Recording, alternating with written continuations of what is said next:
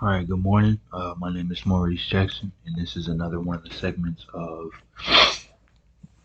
Bible readings and explanations. And today we're going to do the book of Exodus, chapter 20, verse 1 through 17.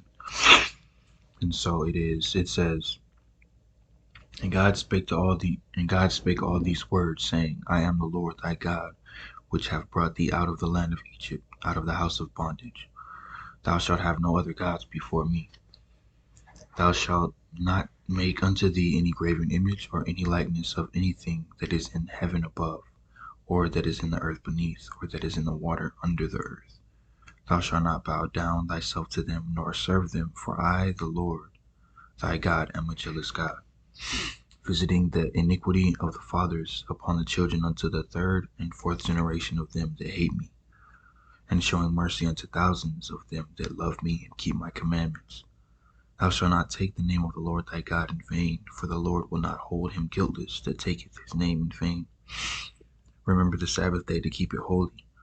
6 days shalt thou labor and do all thy work, but the seventh day is the Sabbath of the Lord thy God. In it thou shalt not do any work, thou, nor thy son, nor thy daughter, thy manservant, nor thy maidservant, nor thy cattle, nor thy stranger that is within thy gates. For in 6 days the Lord made heaven and earth, the sea, and all that in them is, and rested the seventh day. Wherefore the Lord blessed the Sabbath day and hallowed it. Honor thy father and thy mother, that thy days may be long upon the land which the Lord thy God giveth thee. Thou shalt not kill, thou shalt not commit adultery, thou shalt not steal, thou shalt not bear false witness against thy neighbor.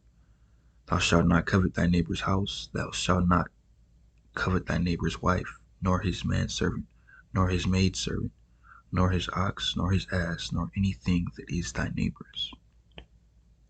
And that was the book of Exodus, chapter 20, verse 1 through 17. And as we all know, that is the Ten Commandments. And I'm reading out of the King James Version of the Holy Bible. So my take on that is those are the Ten Commandments. In other books, they are called the Ten Guidances. But I think it. All right, good morning. This is another piece of the segment called Bible Study or Bible Readings and Explanations. I'm Maurice Jackson, and today we're going to be doing the book of Zephaniah, chapter 3, verse 9. And it says, For then will I turn to the people a pure language that may. I'm sorry, it says, For then will I turn to the people a pure language that they may all call upon the name of the Lord to serve him with one consent. All right. And so again, that was the book of Zephaniah, chapter 3, verse 9. Um, and so what I think that means is it's more so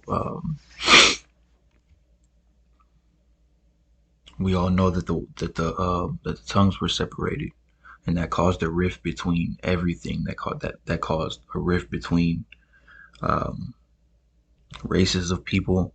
That caused a rift between hierarchies of people. Um, it caused a rift between lands. You know what I mean?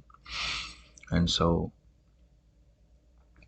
I think that's what that means. I think it's about that time now for our languages to become one again, so we can understand what each other is saying, and we can get back in touch with the priests. You know what I mean? So we can understand and know what we're doing wrong, what we can do, how our offering system has gone terrible. You know what I mean? How we don't pray like we should, or facing the way that we should, or little things like that will help this whole nation, this whole world. Actually, it's 2023, and so I don't want to talk like I know time that well, but it's 2023 in comparison to when Jesus Christ was crucified. We should all be one again. You know what I mean? We should all come together and serve God. So, you give me your take on that, and I'll see you soon. Peace be with you. All right. Good morning. My name is Maurice Jackson, and I'm doing another segment on the atomic language. We're going to be reading from my book called Ben Aleph. If you don't have your copy, go ahead and get a copy now. It's on Amazon. I can leave links as well And so I'll do that for you guys. This book is solely based off of Zephaniah chapter 3, verse 9. And it says, "For then will I turn to the people a pure language, that they may all call upon the name of the Lord to serve him with one consent." And so what we're going to do is today we're going to read one letter, and then I'll just put other letters out there sometimes. You know what I mean? Sometimes I'll just let you know what's going on inside this book. But never ever listen to anyone other than God, unless you know that God sent that person. So what I'm saying by that is consider the Holy Bible before you consider anything that I ever write. You know what I mean? Or anyone else for that matter. And so I think today what we'll do is we'll do the letter V.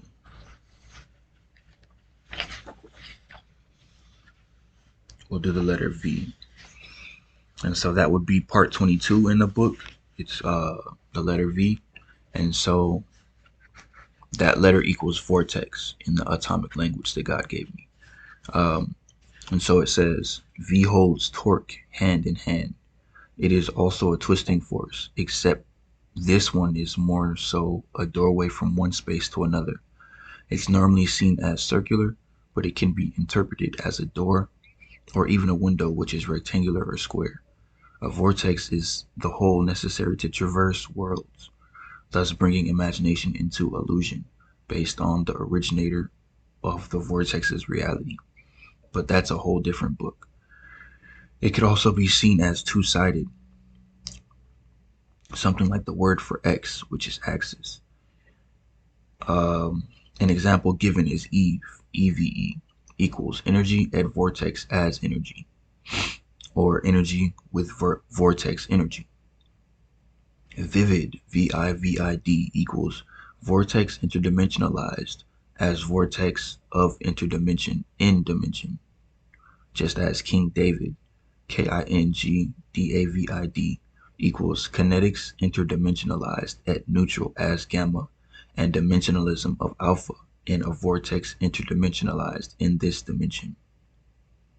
It is another one of those powerful letters I was talking about earlier on in this book. And so that would be the explanation that I have written for the letter V. And so if you want to talk about it, it is vortex. It's pretty much the circular. It's a circular doorway leading from one side to another. So you could kind of look at it as a hole. So you have white holes and you have black holes. Both of them would be vortexes, but which side did you start on? You know what I mean? Um, or you could say if it was plural, you would say like vortices or something. You know what I mean? And so that's what the explanation for the letter V is. If you have any questions or comments, let me know. My name is Maurice Jackson, um, and peace be with you. Okay, my name is Maurice Jackson, and we're doing another piece of the atomic language today. Um, this is part one of my book, and it is the letter A. So we're going to go. Everyone has heard of Alpha and Omega for that matter. This is the word given for beginning, also seen as leader. Sometimes it is seen as God. Thus, it could even be seen as light. It is to be seen as proper noun or main subject, if you would. It is the core of what is being spoken about at the moment in any word you dissect. So the main subject of whatever word you're talking about would be the alpha, and that would depend on also how you spell that word. There's two different ways to spell certain names, so you could kind of like mess up a little bit, but that the main subject of what you're talking about is the alpha. And so all the letters would orbit around that main subject. Um, it says Apple would be read as alpha with pulse and pulse of light as energy. With and as are interchangeable in use. You could use them or not, in which case alpha's pulsed light energy. You understand? Atom equals ATOM equals alpha in time and omega at mass. You would see angel, ANGEL, as alpha at neutral with gamma as energy and light. This is the masculine letter compared to its twin O or omega. You could see the word phallus within this, as well as seeing womb inside of omega. Many more examples are ahead. All right. And so this is from the book Ben Aleph by Maurice Jackson. It would be nice for you to have a copy. You know what I mean? It would be really, really nice for you to go and get your hands on a copy. Not even for the income, but because this is the way that God is putting on my heart to spread His message. And so it'd be really nice for you to get your hands on a copy. But that was part A, or part one, and that was the letter A. That was the explanation on how you would use the letter A when you are building words. You're not just writing words down on a piece of paper. When you're writing words, you're building a word. And so these letters would be the attributes that you need for that building to not be broken. You know what I mean? Or to be fascinating in the way that you want them to be. So again, my name is Maurice Jackson. I appreciate your time and your company. Please come and see me again, and I'll see you soon. Peace be with you.